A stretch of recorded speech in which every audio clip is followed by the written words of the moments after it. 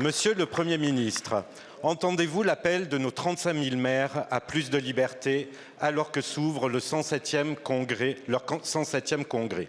Sans doute, puisque vous avez annoncé votre volonté d'engager un nouvel acte de décentralisation pour, selon vous, clarifier la répartition des compétences entre collectivités territoriales et octroyer plus de liberté locale dans l'exercice de celles-ci.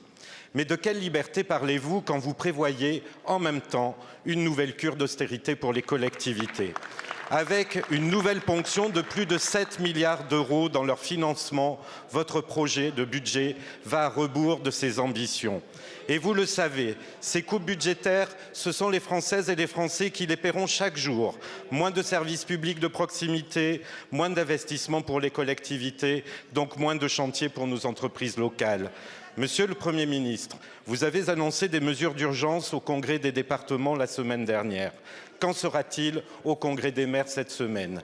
Mais les collectivités territoriales ne quémandent pas des mesures d'urgence. Elles veulent des financements stables et garantis dans le temps. Et non pas d'un État qui renie ses engagements en réduisant la compensation des impôts locaux supprimés. Pas d'un État qui, sous prétexte de mise en réserve, confisque une part de leurs recettes. Pas d'un État qui se désengage progressivement des projets locaux, mais au contraire d'un État partenaire en qui elles peuvent avoir confiance. Monsieur le Premier ministre, vous avez proposé de mettre à l'amende les collectivités. Nous l'avons massivement rejeté en commission. Désormais, allez-vous entendre les demandes des élus locaux?